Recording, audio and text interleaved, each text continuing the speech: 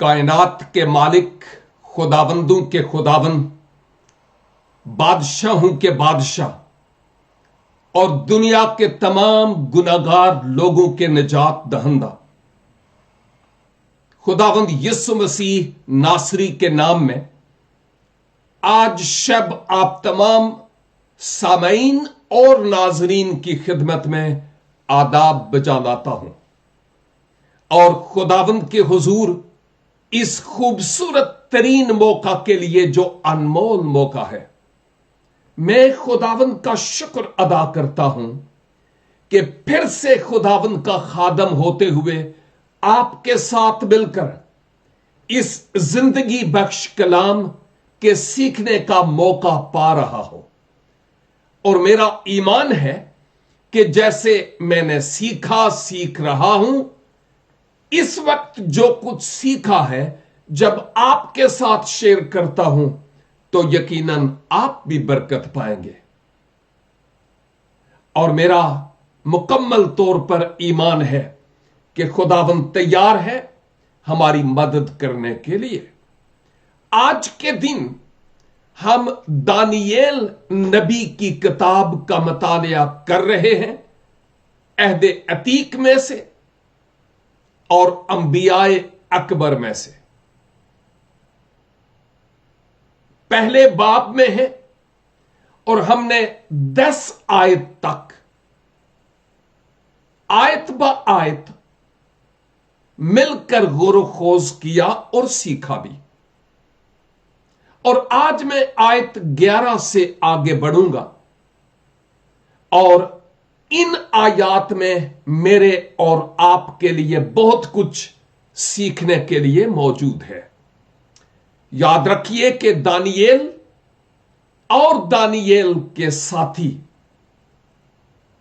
حننیہ، میسائیل اور عزریہ اور کئی اور اسرائیلی بھی، یہودی، بابل میں اسیری کے عالم میں تھے۔ ان نوجوانوں کا چناؤ کیا گیا کہ وہ بادشاہ کے دربار میں کھڑے ہوں،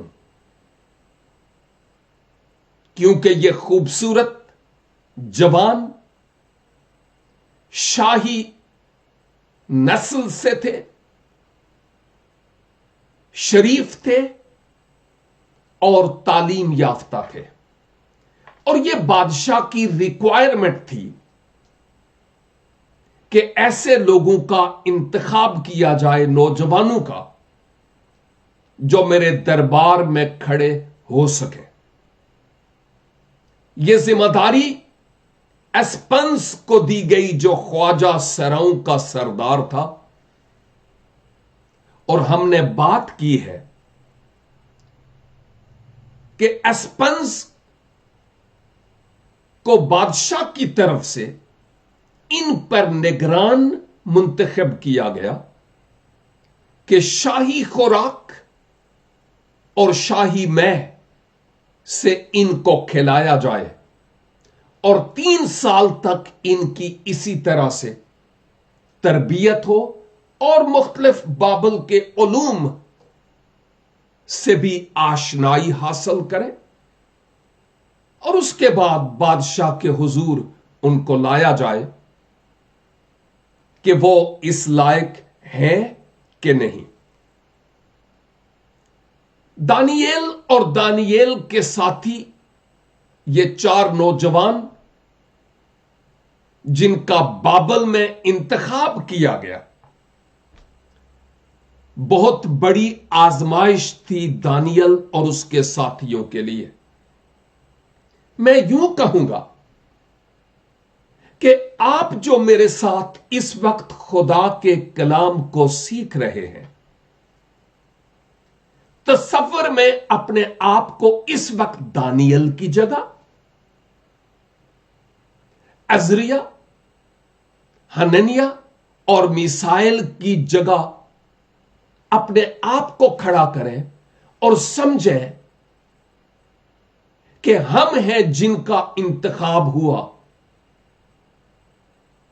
اور ہمارے لیے یہ بڑی آزمائش ہے، شاہی خوراک اور شاہی میں سے کھائیں یا انکار کریں اور اپنی گردن کٹوا ڈالیں، کیونکہ بادشاہ کی نافرمانی ہے۔ میرے لیے اور آپ کے لیے سوچئے کہ اگر وہاں ہوتے ان نوجوانوں کی جگہ تو ہم کیا کرتے؟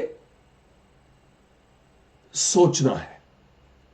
اور اگلی بات، دانییل نے اور دانییل کے ساتھیوں نے مل کر ایک فیصلہ کیا کہ جو اسپنز کے آگے بھی ایک اور شخص جو داروغہ تھا، آپ یوں کر سکتے ہیں کہ ان کی سپرویژن کرنے والا، بادشاہ نے اسپنز کو مقرر کیا خواجہ سراؤں کا سردار، اور اب اس نے بھی ایک اور شخص کو، داروغہ کو، جو سپرویژن کر رہا تھا ان نوجوانوں کی، کہ ان کو اچھی خوراک ملے کہ کہیں یہ باقیوں کی نسبت کمزور نہ رہ جائے۔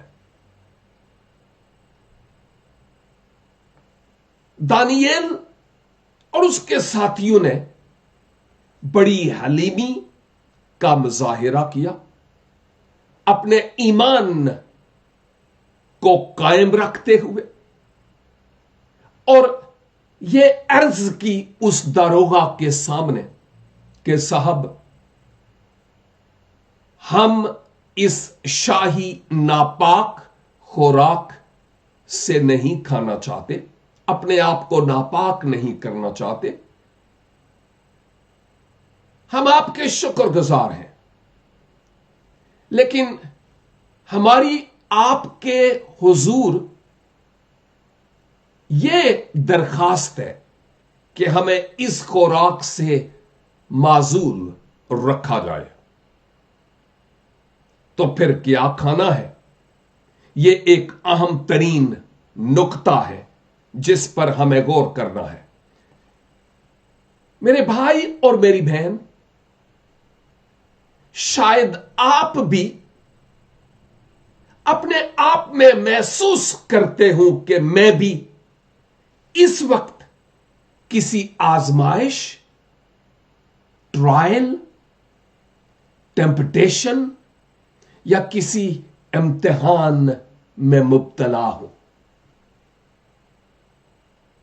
وہ آزمائش کسی قسم کے گناہ کی بھی ہو سکتی ہے، روپے پیسے کی بھی ہو سکتی ہے، لالچ، ہرس اور ہوس کی ہو سکتی ہے، مقام اور مرتبے کی ہو سکتی ہے، قرض کی لعنت کی آزمائش ہو سکتی ہے، بیماری کی آزمائش ہو سکتی ہے، اور کئی طرح کی۔ اس آزمائش کے دوران میرا اور آپ کا کیا رویہ ہوتا ہے اور ہوگا؟ ہم اپنے یہوہ خدا کے ساتھ ثابت قدم رہنا چاہتے ہیں یا دنیا کے ساتھ سمجھوتا اور کمپرومائز کرنا چاہتے ہیں؟ آیت 11 سے میں آپ کی خدمت میں تلاوت کروں گا۔ کتاب مقدس میں لکھا ہے، تب دانییل نے داروغہ سے، جس کو خواجہ سراؤں کے سردار نے دانییل اور حننیہ اور میسائل اور عزریہ پر مقرر کیا تھا، یاد کیجئے، اسپنس کے بعد داروغہ اس کو مقرر کیا گیا تھا ان نوجوانوں پر، دانییل تھا، اور اس کے بعد میں کئی دفعہ کہہ چکا ہوں کہ یہ عزریہ، حننیہ اور میسائل یہ وہ اشخاص ہیں جن کے یہ عبرانی نام ہیں، لیکن بادشاہ نے ان کے نام بدل کر اپنے بتوں کی مناسبت سے نام رکھے تھے، صدرک، میثق اور ابدنجو۔ اور میں نے بار بار یہ نقطہ پیش کیا अफसोस हम पर कि हम बुतों की मुनासबत के नाम के एतबार से नाम तो जानते हैं, लेकिन उनके जो ओरिजिनल इब्रानी नाम थे उनसे नाबलद है। ये वो नाम है दानियेल, हननिया, मिसाइल और अजरिया। इन पर वो दरोगा मुकर्रर किया गया था। और अब दानियेल ने ये रिक्वेस्ट की है, दरखास्त की है आयत 12 में, मैं तेरी मिन्नत करता हूं। ये आजजी और हलीमी की तरफ इशारा है। हमारा खुदा हमें आजजी और हलीमी सिखाता है, और उसने कहा मैं तुम्हारी मिन्नत करता हूं। नए अहदनामा में मुकद्दस पौलूस कहते हैं मैं तुमसे इल्तमास करता हूं। और यीशु मसीह ने कहा मैं हलीम और दिल का फरोतन हूं, मेरा जुआ अपने ऊपर ले लो। और क्या कहा? मिन्नत करता हूं कि तू 10 रोज तक, फॉर 10 days ओनली, अपने खादमों को, किन को?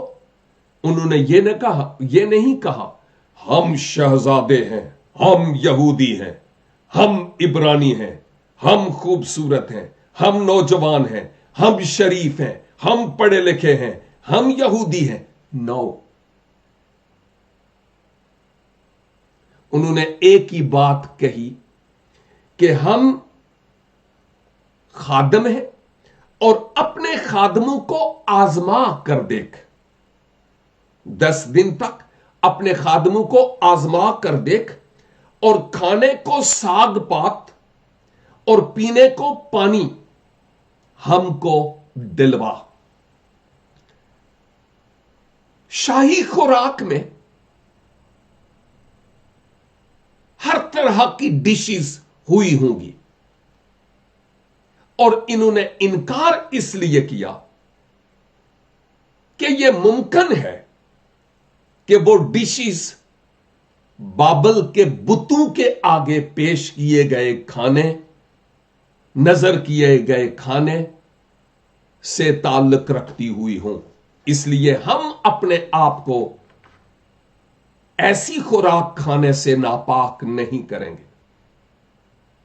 और ना ही ये मैं पीने से, क्योंकि ये हमारी जरूरत नहीं है। हमें साग पात दीजिए और पानी। साग पात के लिए बहुत सारे तफासीर, मुख्तलिफ तफसीरों में हमें मिलती हैं, लेकिन आसान लफ्जों में यह कि इंतहाई सादा सी खुराक, बस इंतहाई सादा। और साग पात के लिए जो असल लफ्ज इस्तेमाल हुआ है, आलम लोग वहां यह कहते हैं, ख्याल पेश करते हैं कि यह एक ऐसा लफ्ज है जिसके माना खोशादार खुराक है। जैसे गन्नम के खोशे होते हैं, जौ के होते हैं, बीन्स यानी वेजिटेबल हो सकती है। इस तरह की खुराक की बात हो रही है। और कुछ उलमा कहते हैं कि जैसे आदम को कहा गया था कि तमाम जड़ी बूटियां तुम्हारे खाने के लिए हैं, यकीनन खुदा का मतलब था वो जो खाने वाली हैं वो वाली, जो नहीं खाने वाली वो नहीं। और यहां भी वो यही कह रहे थे, हमें बिल्कुल सिंपल खुराक दी जाए और बस पानी ये दिया जाए। अब देखिए, और फिर उन्होंने कहा कि हमें इस दौरान आप आजमा कर देखिए, 10 दिन की हमें मोहलत दीजिए, और इस दौरान फिर हमारा तज्जिया कीजिए उन नौजवानों के साथ जो शाही खुराक खाते हैं। اگر ہم ان سے بہتر نظر نہ آئے تو پھر جو چاہے کرنا. اگلی آیت میں لکھا ہے تب ہمارے چہرے اور ان جوانوں کے چہرے جو شاہی خوراک کھاتے ہیں تیرے حضور دیکھے جائیں, ملاحظہ کیا جائے, تجزیہ کیا جائے, پھر اپنے خادموں سے جو مناسب سمجھے سو کر. ذرا تھوڑا سا سوچنا ہے, اور وہ یہ کہ شاہی خوراک میں وٹامن اے سے پتہ نہیں وٹامن زی تک, مجھے ویسے اتنا وٹامنز کے بارے میں نہیں معلوم, لیکن کہنے کا مطلب یہ ہے جتنی بھی انسان کے بدن کے لیے وٹامنز کی ضرورت ہے, ممکن ہے کہ اس شاہی خوراک میں وہ سب کچھ موجود ہوا ہو, پاسبل ہے. لیکن یہاں انہوں نے کہا نہیں, ہمیں جو نیچرل خوراک ہے نا زمین سے نکلی ہوئی, ہمیں وہ خوراک دیجیے. اور یاد رکھیے کہ مسئلہ یہ نہیں تھا کہ نہیں یہ جو خوراک ہے اس سے میرا بلڈ پریشر ہائی ہو جائے گا, میرا شوگر اوپر نیچے ہو جائے گا, نہیں ڈاکٹر نے یہ منع کی اس لیے نہیں کھاتا. نو نو نو, ایسا نہیں ہے. انہوں نے کلیئر کٹ پہلے ہی کہہ دیا تھا کہ ہم یہ شاہی خوراک کھا کر اپنے آپ کو ناپاک نہیں کرنا چاہتے. اور ذرا اس پوائنٹ پر ایک نقطہ اور کہ دیکھیے, ایک طرف سادہ سی خوراک ہے اور دوسری طرف مٹن, کڑھائیاں, پلاؤ اور نہ معلوم اور کیا کیا. یہاں لکھا ہوا نہیں ہے یہ مٹن, کڑھائیاں اور پلاؤ, میں صرف ایک آئیڈیا کے مطابق بات کر رہا ہوں, اندازہ ہے. اب بات یہ نہیں تھی کہ شاہی ٹیبل سے, میز سے کتنی ڈشز ہمیں ملیں گی, ہمیں نہیں پرواہ. انہوں نے فیصلہ کیا کہ ہم اپنے آپ کو کمٹ کرتے ہیں یہوہ کے لیے کہ ہم اپنے آپ کو ناپاک نہیں کریں گے, کیونکہ یہ نافرمانی ہوگی. فرما برداری اس میں ہے کہ ہم اپنے آپ کو اس خوراک سے الگ رکھیں. ان کے ایمان کا معیار دیکھیں کہ وہ جانتے تھے اس بات کو کہ ہمارا خدا وہ شاہی خوراک ایک طرف, ہمیں نہیں پرواہ, لیکن ہمارا خدا وہ خدا ہے جو اس ساگ پات کے ذریعہ سے ہمیں اس قدر مضبوط کرے گا. اس وفاداری کے نتیجہ میں ایمان ان کا ایسا تھا کہ جب ہمارا تجزیہ ہوگا تو فرق صاف نمایاں طور پر نظر آئے گا, کلیئرلی. اور جب میں خروج کی کتاب کا مطالعہ کرتا ہوں اور اس کا 23 باب اور اس کی 25 آیت بہت معروف ہے, اور تم خداوند اپنے خدا کی عبادت کرنا تو وہ تمہاری روٹی اور پانی پر برکت ڈالے گا.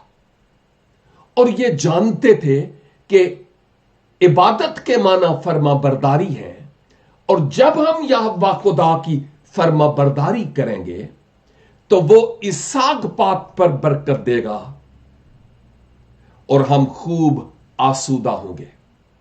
وہ یہ جانتے تھے. میں یہ بات بتانا گواہی کے طور پر چاہوں گا, بار بار اچھا نہیں لگتا, لیکن میں گواہی کے طور پر کہوں گا کہ سویڈن جس ملک میں ہوں, یہاں کی جو منتھلی انکم، ایک مہینے کی جو انکم کسی ایک شخص کی ہونی چاہیے، نارمل انکم کی بات کرتا ہوں، مجھے اس انکم سے آدھا حصہ میری انکم ہے، اور یہ خدا کے لوگوں کے ذریعہ سے مہیا ہوتی ہے۔ میں اس کے لیے خدا کا شکر ادا کرتا ہوں، میرے لیے اور میرے بیوی بچوں کے لیے یہ جو پیسہ ہے ہماری ضروریات کے پورا کرنے کے لیے خدا کا شکر ہے کہ کافی ہے، وہ اس پر برکت دیتا ہے۔ میں یہ نہیں کہتا ہوں کہ آپ کا ایمان کمزور ہے اور میرا بہت بڑا ایمان ہے، نہیں، ہم سب ایک ہی طرح کے ہیں، لیکن میں یہ کہہ رہا ہوں میں اس کے لیے شکر گزاری کرتا ہوں، اور خدا اس 50% میں برکت دیتا ہے، اور میری اور میرے گھرانے کی ضروریات کو وہ پوری کرتا ہے۔ اگرچہ میں دعا کرتا ہوں کہ خداوند اور مہیا کرے تاکہ وہ لوگ جو ضرورت مند ہیں میں ان کی مدد کر سکوں، لیکن ابھی مجھے اور دعا کرنے کی ضرورت ہے تاکہ وہ وقت آئے۔ دانیل اور دانیل کے ساتھی جانتے تھے کہ ہمارا خدا ہماری مدد کرے گا اور ہم دوسروں میں بالکل نمایاں نظر آئیں گے، لیکن کمپرومائز نہیں کریں گے۔ خداوند ہم سے پوچھ رہے ہیں کہ تمہارا ایمان آج کہاں ہے اور کیسا ہے؟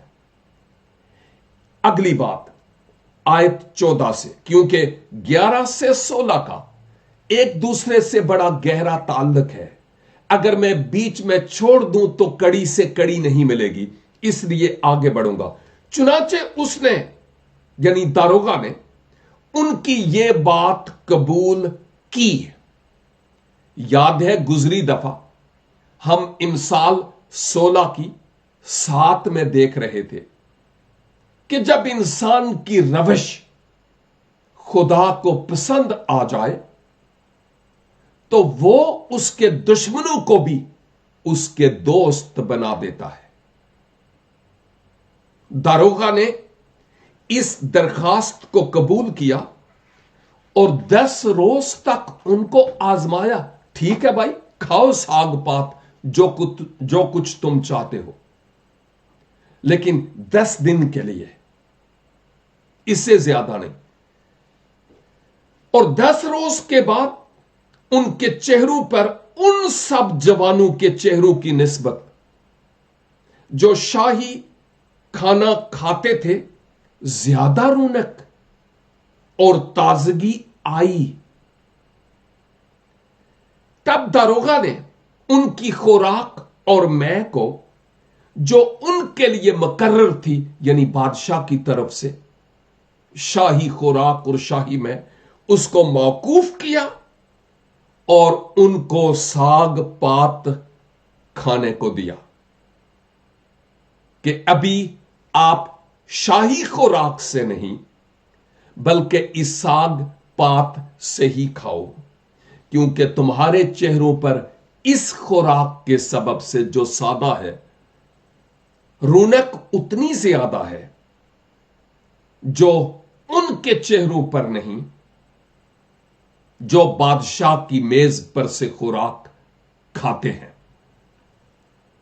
اب ہمارے لیے سوال یہ ہے، ایک تو یہ جو میں پہلے پوچھ چکا ہوں کہ ہم آج کس طرح کی آزمائش میں مبتلا ہیں جہاں پر مجھے رائٹ اور لیفٹ کا فیصلہ کرنا ہے، اور کس طرف فیصلہ کرنا چاہتے ہیں، یہ سوال ہے۔ اور نمبر 2، ایسی کون سی بات ہے یا ایسی کون سی چیز ہے جس سے مجھے اور آپ کو باز رہنے کی ضرورت ہے؟ ایسی کون سی راہ ہے جس سے ہمیں باز رہنے کی ضرورت ہے؟ ایسی کون سی سوچ ہے जिससे इज्तनाब करने की जरूरत है? ऐसा कौन सा रिश्ता है जिसको तोड़ने की जरूरत है? ऐसा कौन सा बुत है जिसको ढाने और गिराने की जरूरत है, ताकि मेरा माबूद और मेरा खुदा खुश हो जाए? मुकद्दस पतरस पहले बाब में, यानी पहले पतरस में और पहले बाब की 16 आयत में उन मुकद्दसों से जो इजार सानी में मुब्तला थे, लिखते हुए कहते हैं कि चूंकि तुम्हारा बुलाने वाला पाक है, इसलिए तुम भी पाक बनो। और ये बुलाहट और ये काल, ये आवाज खुदावंद खुदा की तरफ से आज मेरे लिए और आपके लिए है, ताकि हम इस इलाही काल के मुताबिक अपने आप को देख सकें कि हम किस तरफ रवा हैं। कंप्रोमाइज करने की तरफ, खुदा से कन्नी कतरा रहे हैं, या हम उन तमाम बातों, लोगों, चीजों, वो खाने की चीजें हैं या पीने की, उनसे इज्तनाब करने की जरूरत है।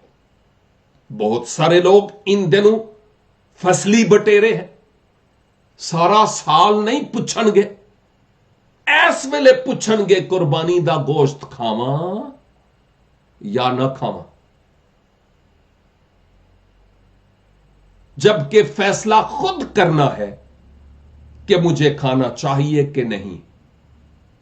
मेरे ईमान पर इसका फर्क पड़ेगा कि नहीं, मैं इस प्याले में शरीक हूं कि नहीं, मैं आपके लिए फैसला नहीं कर सकता, ना आप मेरे लिए, क्योंकि रोमियो के खत में लिखा है, जो तुम्हारा एतकाद है वो तुम्हारे तक रहे। आपका अपना फैसला है कि आप क्या करना चाहते हैं। मसीह खुदावंद की फरमाबरदारी में अपना जीवन बसर करना चाहते हैं, या दुनिया के साथ कंप्रोमाइज करना चाहते हैं, या जिन चीजों से बाज रहना है उनसे बाज नहीं रहना चाहते। यह मेरा और आपका फैसला है। आज इस पहले बाब की 11 आयत से लेकर इस 16 आयत तक हमने इसी बात को देखा है, कौन सी ऐसी आजमाइश है जिसके बारे में मुझे आज फाइनल फैसला करना है। मैं खुदा के साथ हो लूं या खुदा की मुखालिफ पावर के। और नंबर 2, ऐसा कौन सा काम, कौन सी सोच, कौन सी राह, कौन सा ऐसा अमल है, कौन सी ऐसी बात है, कौन सा इरादा है जिससे मुझे बाज आने की जरूरत है। यही वो बात है जो खुदावंद आज मुझसे और आपसे चाहते हैं। और मेरी दुआ है खुदावंद अपने इस जिंदगी बख्श कलाम के वसीला से मुझे भी और आपको भी राहे रास्त पर चलते रहने का फजल अनायत फरमाए, क्योंकि बहुत सी ऐसी राहें हैं जो बशर को सीधी और रास्त मालूम होती हैं, लेकिन उनकी इंतहा पर मौत इंतजार करती है। हम दुआ करें। ए कादर मुतलक आसमानी बाप, आपके इस जिंदगी बख्श बाबरकत कलाम के लिए मैं आपका शुक्र और आपकी तारीफ करता हूं और दुआ करता हूं खुदावंद, मुझे और मेरे तमाम सामईन और नाजरीन को फजल बख्शिए کہ ہم آپ ہی کی عبادت کریں، آپ ہی کی فرما برداری میں ہو چلیں اور وہ کریں جو آپ کی رضا کے مطابق ہے۔ او خداوند، ہمیں ہر طرح کی آزمائش اور گناہ پر غلبہ پانے کا پاک روح کی قدرت سے فضل عنایت فرمائے اور اپنی صداقت کی راہوں پر ہمیں لے چلیے۔ ہمارے خیالات کی تقدیس کیجیے، ہمارے دلوں اور ذہنوں کو پاک کیجیے، تاکہ ہر طرح کی گندگی، نفرت، دو نمبری، ناپاکی ہمارے جیون سے ہمیشہ کے لیے دور ہو، اور خدا باپ ہم آپ کے پاک اور قدوس نام کو اپنے جیون سے جلال دے سکیں۔ میں اپنے تمام ان ناظرین اور سامعین کے لیے جو ہمارے ساتھ آن لائن ہے آپ کی برکت اور سلامتی مانگتا ہوں، زندگی اور عمر کی درازی مانگتا ہوں، صحت اور تندرستی مانگتا ہوں، آسمانی اور زمینی برکات مانگتا ہوں۔ اپنے لوگوں کو چھو کر برکت دیجیے، ایمان کی مضبوطی دیجیے، حلیمی اور فروتنی عنایت فرمائے، اور اپنے ساتھ ہمیں اس رویا کے تحت جو آپ نے ہمیں بخشی ہے وفادار رہنے کا فضل عنایت فرمائے، کیونکہ مانگتے ہیں زندہ مسیح کے پاک بزرگ اور قدوس نام کے وسیلہ سے، آمین این آمین۔ خداوند اس زندگی بخش کلام کے وسیلہ سے ہم سبوں کو برکت دے۔ خاکسار پھر آپ کی خدمت میں حاضر ہوگا، لیکن اگر خداوند کی مرضی ہوئی تو تب تک کے لیے خدا حافظ۔